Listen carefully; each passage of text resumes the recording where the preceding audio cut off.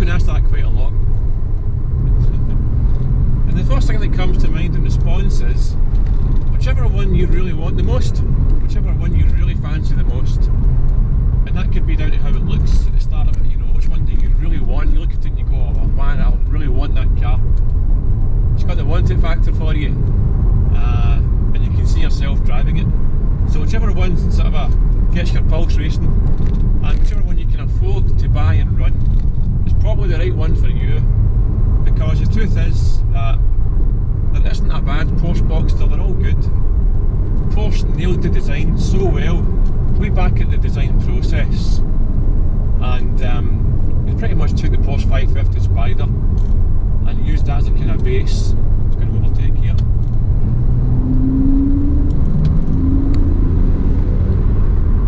Oh man, the Boxster's overtaking ability is just so good.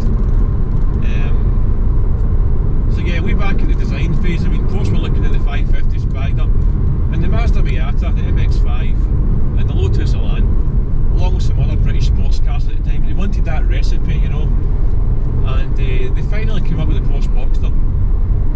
And that, you know, just like I said, that initial design, that initial recipe they came up with, mid-engine layout, flat six, rear-wheel drive, perfectly balanced chassis, and it's been so successful for Porsche that every Boxster that's been made to current day is a real work of art, you know. They're all excellent in their own way. Some have got their wee tweaks and their little kind of bits and pieces that make them a little bit more fine-tuned and a little bit more special, if you like. But they're all good, and they'll all suit you really well. But today we're going to split hairs a wee bit and discuss what, in my opinion, is the best one for you. And again, that's subjective. The best one for you will depend on where you are on this journey. If it's your first Porsche and you're looking to just try a Boxster, then you'll have a different kind of mindset from someone like myself, or someone else who's maybe been driving Porsches for quite a long time and got a lot of experiences on Porsches. The best Boxster for them could be something maybe like a GT or a GTS, I should say, or a Spider, or something like that. But for the purposes of this video, we're going to assume that you're fairly new to the Porsche brand and you're looking for some information on which Boxster is most likely going to be the best. So I'll give you my view on that, and we'll discuss the reasons why, and we'll go into some of the details as to why I believe, or why my opinion is such. But my opinion is based on experience of having these cars. I've been driving Porsches for quite a long time. This is my second Boxster and my fourth Porsche at this point in time. Just going to pull in here. Been an enthusiast all my life, and I've written various Porsche books. Porsche books on the Boxster, on the 911. I've written various other Porsche related books and publications, so I've got some experience to share that I hope you'll find of value. I'll share a quick story with you guys. Back when I was driving my first Porsche, a 911, it was a 1986 Targa Sport. I'd had the car for about 2 or 3 years, I think it was just about 3 years, and it dawned on me that I would really like a Boxster as my next car. I did a bit of research on them, and I just thought, you know, the Boxster could be the next one. I wanted to try the Porsche Boxster, so I knew a bit about them at the time, but my decision was made definite. I've had a chance encounter with a Porsche Boxster driver. We were sitting at traffic lights and he said to me, "Oh, I like your car," and I said, "I like yours." And you know, Porsche drivers are usually quite friendly and quite enthusiastic, you know. So we met further up the road and we pulled in and we got chatting about the cars and we were kind of sharing stories. And I said to him, "I really fancy a Porsche Boxster next." And he said, "Have you ever driven one?" And I said, Not yet." And he said, "Why don't you go for a drive?" And this lovely guy passed me the keys, and I was so surprised at the guy's generosity, you know. And I quickly took him up on his offer, and I offered to give him a go in mine as well, of course, because he hadn't driven an air-cooled 911 before at that point. So anyway, off we set in his Porsche Boxster, a 986 2.7. and pretty instantly I realised how much I liked the car. I liked everything about it. I loved the driving position, I liked how it felt, and within a very short distance I realised I was going to buy one of these cars. I mean, it just felt so right and so secure, and it felt fast actually. The throttle response felt a little bit different from my air-cooled 911s. It felt a bit more instant, and I thought, oh, I like this is all going very well. So that kind of sealed my decision. I was going to buy one. Now, guys, as you know me by now, I'm always honest in my videos. You know, I tell it pretty much like it is. I won't hold anything back. The honest truth is, at the time, I wasn't completely sold on the looks of the 987, and I wasn't. I like it now more than I did then, but there was something about the styling that wasn't quite working as well for me. That's at the time, you know, decision, your mind and your thoughts process kind of changes through time with these ideas. And I look back at the 986s now with some real fondness, and I think the design has aged very, very well, and I quite like the shape of it and the amber lights and all of that. But at the time I wasn't so sure. It's quite a long time ago. So it wasn't long after that I started looking at the 987 type, and I just preferred the sort of a shape, a bit more muscular looking, and I preferred the interior. And I set my mind on buying a 987S, which is what I did. I wound up selling my air-cooled 911 and I bought a Porsche Boxster S, Type 987. So I had that car for a few years. So that was my first experience of owning a Boxster. So I had that, you know, I really did enjoy that car. I loved it. Had it for a few years before I wound up selling that car and buying another 911, as it turns out. But it's just like this story's grown a little bit. But after that I wound up buying this car we're sitting in just now, which is also a 987, albeit it's the Gen 2. This is a 2010 model. So, if you've never driven any Boxster before, then my advice would be to try all of them.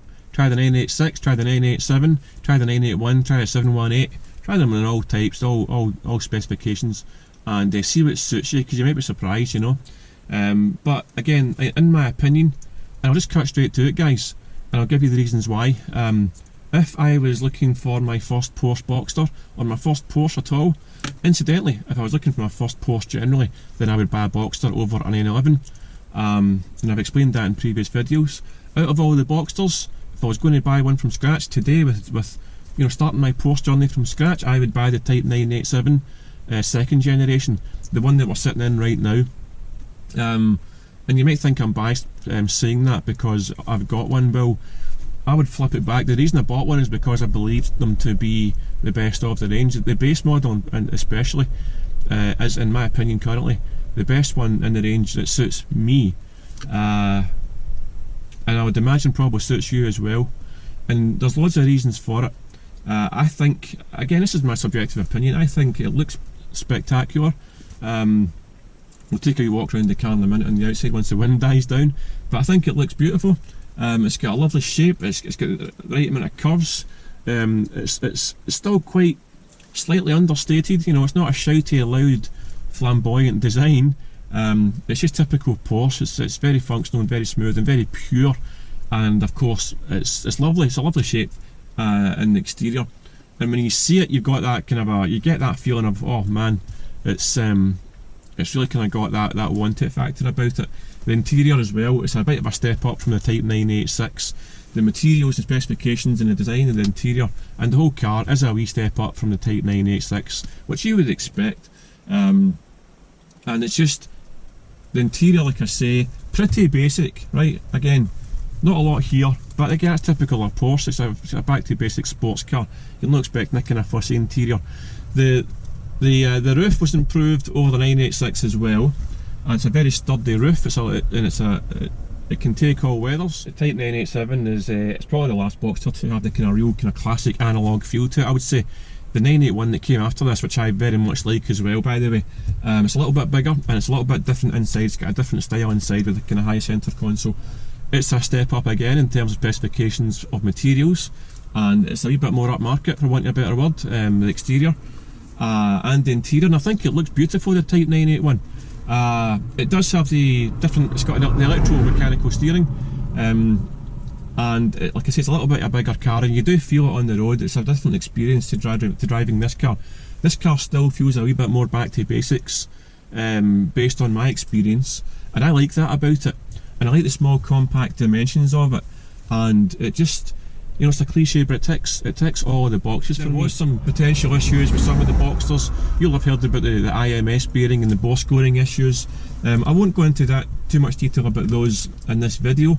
If you're interested in like real detail about the IMS issues and the bore scoring and problems and all the rest of it, by all means check out my Porsche books. I go into the most detail you'll ever find anywhere in my books, and you'll understand it. But I can quickly summarise it by saying that the Type 987 second generation that came after 2009 doesn't have an IMS bearing in it, so there's no IMS worries to be concerned about with the second generation Type 987, because they've done away with it completely.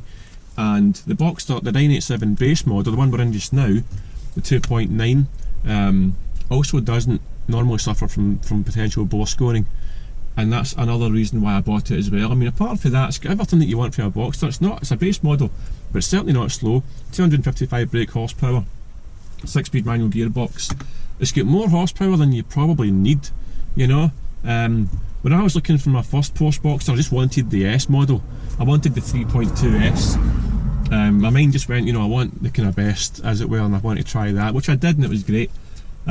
Looks great with the red calipers and all that, but this car looks very much like an S. It doesn't have the red calipers. It came with a twin exhaust when I bought the car. Looks wise, from this and an S, there's not much in it, hardly anything. And power wise, there's a slight power differential, but again, you don't really notice that. And having owned a Boxster S in the past, I can honestly assure you guys, in 9 times out of 10 you will not notice the power difference in the base model. And the good thing about the base model is you get a better chance to wring out the revs a bit more than what you do in the kind of higher torque engines, because you know, you don't get so much of a chance to rev it out quite as much. And you know, the base model is really good for that. You can hear that flat engine sing by taking it above into the higher rev range most of the time, or any time you get a chance, and you get to hear that lovely glorious flat 6 engine behind you doing its thing. So there's more of a chance to wring out the revs in a base model than what you have in the S. That's another reason why I like it. The base model 987 second generation, it's just got the right mix of power, of style, of it's fairly depreciation proof as well at this point in time. You can never say that for certain, but these cars have reached the kind of stage where they're fairly depreciation proof, and they may even start to climb a little bit in value. Who knows? Can't guarantee that, but I don't expect these cars will lose much, if anything, over the coming years, and I think that's a big factor to consider when you're thinking about your first Porsche. As I always say, Porsches don't have to be, you know, they don't have to be overly expensive to run. Surely, like, your running costs and some of the parts and components can be expensive, but as I always say, if you buy and sell the right Porsche at the right prices, it can actually become quite cheap, almost practically free motoring, almost. You know, it depends on your own. It depends on what happens with your individual case, but I can tell you from my experience of 2007, my Porsches have been practically free ownership experiences. In fact, they've actually appreciated in value, which has worked out really well. But I don't go into it with that mindset. I like to think about Porsches holding their money. So the Porsche 987 second generation holds its money really well. These cars are also very affordable, so the entry price point is very reasonable given what you get for the car. So again, another big tick for the 987.2. Reliability, fast, looks great, holds its money well, does everything the S could want, just as much. It's all good, you know. So I would have it over the Type 981. Well, for the reasons I've mentioned, you know, it's a smaller car. It feels a bit more, slightly more raw. It's still got all the Boxster magic. The 981, in my honest opinion, I think it looks better from some angles. I love the 981's big side scoops, for example, and I might buy a 981 at some point in time. Who knows? But the way that the car drives, this car does definitely feel a wee bit more classic in its feel, and a wee bit more analogue than the 981 and the 718. Plus the 981 and the 718 are a wee bit more expensive to buy than this car as well. So I would think you can get all the Porsche magic that you want from a high-end Boxster without having to spend high-end money. you know, that's another reason why I think these are the one to have for you for your first Porsche. Now, you know, again, I spoke about it at the start of the video. It will depend on your where you are in this journey. I mean, like I just said, I would buy a 981 and be pretty happy. But having owned two 987s, I would certainly be comfortable or happy buying a 981, not a 718. I actually got to be honest, I quite fancy a 981 Spider. I just think it looks fantastic, and you know, I wouldn't rule out one of those cars for me in the future. The interior here, very comfortable, pretty compact, feels snug, but I would say it's a perfect size. Everything's where it should be and feels good. Perspective from the driver's seat here. As you can see, the dashboard is pretty basic, as it is in most Porsches. Back to basics, sort of a old school, sort of a classic style almost, typical Boxster style, and everything is where it should be. Manual gearbox. The interior's a lovely place to be, guys. You know, it all feels nice. It feels well screwed together. I've had the odd squeak or rattle here and there, I've noticed. Especially coming in here today, I noticed a new one actually. So I'll start it up, guys, so you can hear it starting.